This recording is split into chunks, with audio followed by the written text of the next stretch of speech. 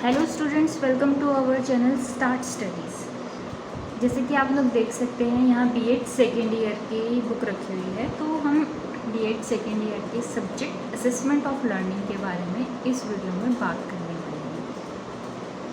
जैसे कि आप लोग जानते हैं ये चैनल बिल्कुल न्यू है।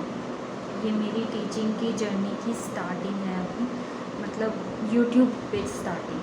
मैं पहले भी ट्यूशन्स और पढ़ाती थी लेकिन वो ऑनलाइन नहीं था, तो इसीलिए ये मेरी टीचिंग की न्यू जर्नी है। मेरी टीचिंग न्यू नहीं है लेकिन ये मेरी जर्नी न्यू है। इसमें मुझे आप लोगों का सपोर्ट चाहिए। मेरे चैनल को सब्सक्राइब करें और इसमें मैं पहले की तरह ही, जैसे मेरे इतने सालों की टीचिंग एक्सपीरियंस है, मैं आप लोगों को अपना बेस्ट देने की ट्राई करूँगी। यहाँ पर मैं आपकी टीचर नहीं, आपकी हेल्पर बनकर आप लोगों को पढ़ाना चाहती हूँ। मैं वही आपकी पुरानी अनुदी बनकर, ठीक है, आपकी दी, आपकी हेल्पर बनकर आप लोगों को पढ़ाऊँगी। मुझे आप लोगों के साथ की ज़रूरत है। इस चैनल को प्लीज़ सब्सक्राइब करें। चेंज ऑफ प्लेस के कारण और सम रीज़न्स के कारण हमें अपना इंस्टीट्यूट्स बंद करके, चेंज ऑफ प्लेस नॉर्थ से साउथ में आने के कारण, तो वो मेरा स्टूडेंट्स के साथ इंटरेक्शन ख़त्म हो गया। लेकिन मैं इस जर्नी को ख़त्म नहीं करना चाहती हूँ, मैं इस जर्नी को ऐसे बनाए रखना चाहती हूँ। तो इसीलिए मैंने यूट्यूब का सहारा लेते हुए अपने स्टूडेंट से जुड़े रहने का प्रयास कर रही हूँ। सो प्लीज़ किस विषय में मैं वीडियो बनाऊँ वो आप मुझे कमेंट बॉक्स में बता सकते हैं। मैं उस विषय पर आप लोगों के लिए वीडियो लाऊंगी। और अभी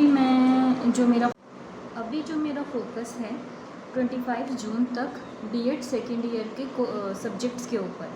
25 जून के बाद मैं इंग्लिश पर वीडियो बनाऊंगी। इंग्लिश जो गवर्नमेंट एग्ज़ाम्स में यूज़ होती है, या फिर हम बोलने के लिए जो छोटी छोटी वो कैप्स यूज़ करते हैं, उस पर मैं छोटी छोटी वीडियो बना के डालूँगी।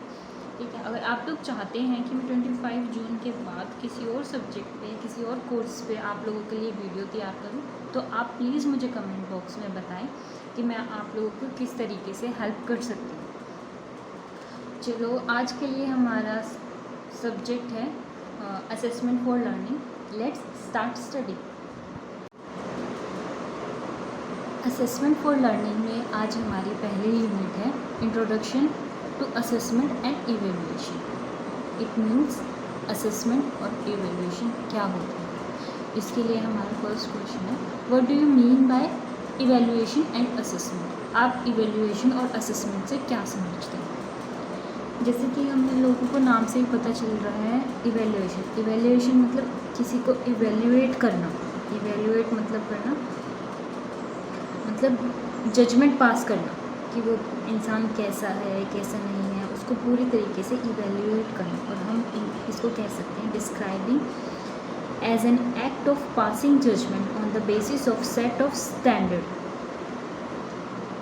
ठीक है, यानी कि हमें किसी के ऊपर जजमेंट पास करना और एक सेट ऑफ स्टैंडर्ड के तहत, कि कुछ स्टैंडर्ड्स हमने चूज़ कर ली, उन स्टैंडर्ड्स पे जजमेंट पास करने को इवेल्युएशन कहते हैं।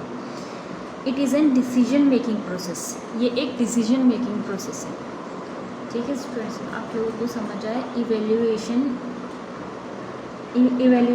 Is described as an act of passing judgment on the basis of set of standards, hence it is a decision making process। आइए अब हम इसकी डेफिनेशन देखते हैं। Evaluation is an integral part of teaching learning. ठीक है, ये एक इंटीग्रल मतलब इम्पोर्टेंट पार्ट है टीचिंग लर्निंग प्रोसेस का। इवेल्युएशन अब है क्या, evaluation should not be only the measurement of students. Evaluation should not only the measurement of student learning, but it should also be used to improving students' achievement। ये सिर्फ हम student को major करने के लिए ही नहीं यूज़ करते, बल्कि उनकी परफॉर्मेंस को, उनकी अचीवमेंट्स को इम्प्रूव करने के लिए भी करते हैं। तो इस लाइन से आप लोगों को समझ आ रहा है इवेल्युएशन क्या है। इवेल्युएशन एक मेजरमेंट प्रोसेस है, ठीक है, और इसको डिस्क्राइब करने के लिए क्या कर दिया कि उससे हम सिर्फ मेजर ही नहीं कर सकते स्टूडेंट्स को, बस उसकी जो परफॉर्मेंस है, उसकी अचीवमेंट है, उनको इम्प्रूव भी कर सकते हैं। ठीक है। और इस इवेल्युएशन में दो टर्म्स आती है, मेजरमेंट और assessment. Evaluation is equals to measurement plus assessment. हमारी जो मेजरमेंट है उन लोगों उसको, और जो हमारी असेसमेंट हमने की है उन दोनों को एडिशन करके हम इवेल्युएट करते हैं कि किस स्टूडेंट में या पर्सन्स में किस तरीके का क्या है, उसी हिसाब से हम जजमेंट पास करते हैं। अब मेजरमेंट क्या है? मेजरमेंट होता है हमारा क्वांटिटेटिव टर्म्स में हम उसको कह सकते हैं कि अब मेजरमेंट क्या है? मेजरमेंट है finding a number that is term showing the size and amount of something और समबडीज परफॉर्मेंस। किसी की भी परफॉर्मेंस को नंबर में डिस्क्राइब करना या फिर साइज में डिस्क्राइब करना मेजरमेंट होता है। ठीक है, मैं एक बारी और रिपीट करती हूँ। Measurement is a finding a number that term shows the size और अमाउंट ऑफ समथिंग और समवंस परफॉर्मेंस। ठीक है, किसी की भी परफॉर्मेंस को या किसी भी चीज़ को नंबर्स में इवेल्युएट करना मेजरमेंट कहलाता है।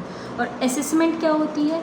हमारा असेसमेंट होती है कलेक्शन और reviewing and using data for the purpose of improvement in learning process. ठीक है, कलेक्शन करना, रिव्यूइंग करना और यूज़ करना डाटा को किस पर्पस से?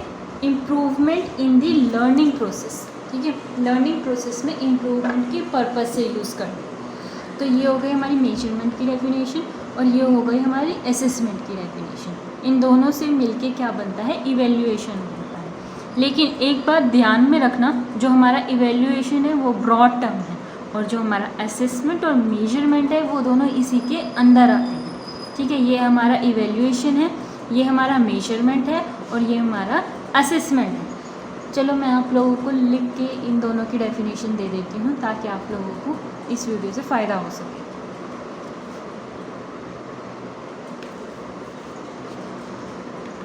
ये स्टूडेंट, ये है हमारी डेफिनेशन असेसमेंट की, और ये है हमारी मेजरमेंट की डेफिनेशन, और ये है हमारी इवेल्युएशन की डेफिनेशन।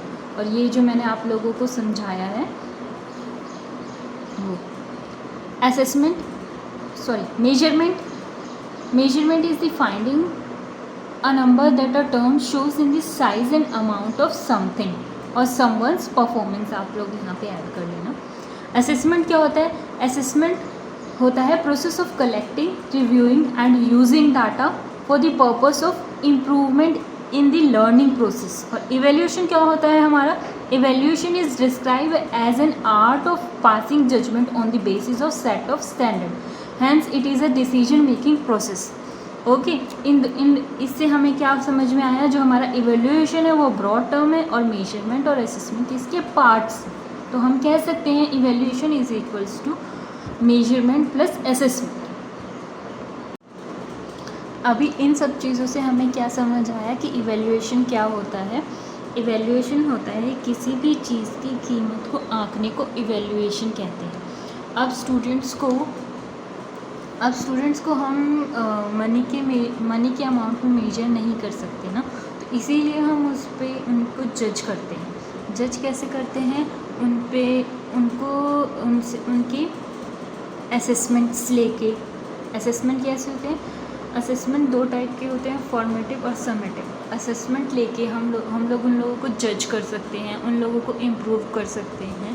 ठीक है, तो ये सारे प्रोसेस हम स्टूडेंट को इवेल्युएट करने के लिए कहते हैं। किसी दुकान पे जाके हम लोग कह सकते हैं कि किसी चीज़ को इवेल्युएट करना, ये इतने का है, इसकी कीमत को आंकना, और इस टाइप से हम डिस्क्राइब कर सकते हैं। पर लेकिन पर स्टूडेंट्स के बिहाफ पे हम इवेल्युएशन का मतलब यही होता है कि उसको कम्प्लीटली इवेल्युएट करके उस पर जजमेंट पास करना। जैसे कि according to Good's, evaluation is the process of judging the amount of something by careful appraisal के थ्रू अमाउंट ऑफ जजमेंट को हम क्या बोलते हैं? इवेल्युएशन कहते हैं।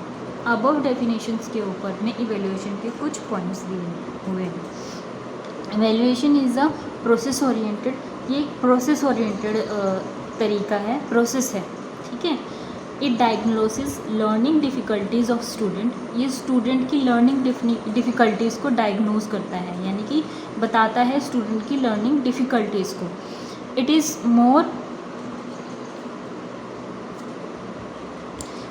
अ मोर कॉम्प्रिहेंसिव टर्म्स दैट मेजरमेंट और टेस्टिंग, ठीक है, ये एक मोर कॉम्प्रिहेंसिव टर्म है देन मेजरिंग एंड टेस्टिंग। किससे? मेजरिंग और टेस्टिंग से ज़्यादा कॉम्प्रिहेंसिव है। It represent a continuous process, ये एक कॉन्टीन्यूस यानी कि ऑनगोइंग प्रोसेस है, and overall efforts for knowing about the process of the learner, ठीक है। ये क्या बताता है हमें, जो हमारा लर्नर है उसका पूरा overall efforts. Purposes and function of evaluation के पर्पस और फंक्शंस क्या हैं? To discover the extent of competence, की मतलब कि कंपटीशन की भावना को बढ़ाना। To predict the educational practice को प्रिडिक्ट करना कि हमें किस तरीके से स्टूडेंट को पढ़ाना है और किस विषय में और फोकस करना है। To appraise the status of and change the student behaviour, student के स्टेटस को और उसके जो स्टूडेंट के बिहेवियर में चेंज आ रहे हैं उसको अप्राइज करना, यानी कि उसको बढ़ावा देना। To make provision for guiding the growth of individual student, ठीक है। A diagnosis the individual student educational weakness and strengths. To assess the student's progress from time to time and disclose students' needs and possibilities. To predict the student's future academic success and otherwise. To predict the basis of modification of the curriculum and course. To allocate area where the remedial measurements are needed. To provide the basis of the introduction and experience to meet the need of the individual and the group student. Motivate student, यानी कि इसका all over crux ये निकल के आना है कि student की प्रेडिक्ट करना फ्यूचर्स एकेडमिक, मतलब फ्यूचर में स्टूडेंट क्या पढ़ने वाला है। अगर हम उसको इवेल्युएट करेंगे स्टूडेंट को, उसकी वीकनेसेस और उसकी स्ट्रेंथ्स को हम बता सकते हैं कि वो किस एरिया में वीक है और किस एरिया में उसकी स्ट्रेंथ है, जिसकी वजह से वो अपने फ्यूचर में वो क्या एकेडमिक कोर्स लेने वाला है या अपना फ्यूचर किस डायरेक्शन में लेके जाने वाला है, तो वो अपना प्रिडिक्ट कर सकता है, predict the students futures. Okay students, आगे ये क्या बोल रहे हैं कि स्टूडेंट को मोटिवेट करता है, मोटिवेट करने के लिए भी हेल्प करता है कि उसने कितना परफॉर्म किया, कहाँ पे उसने लैक किया, तो वो स्टूडेंट को अगर उसने अच्छा किया है तो उसको मोटिवेट भी करता है। और साथ ही साथ ये टीचर की एफिशिएंसी को भी टेस्ट करता है कि टीचर ने किस तरीके से पढ़ाया है, कितना पढ़ाया है, ठीक है। और स्टूडेंट को कैपेबल बनाता है और उसकी एटीट्यूड, उसके बिहेवियर को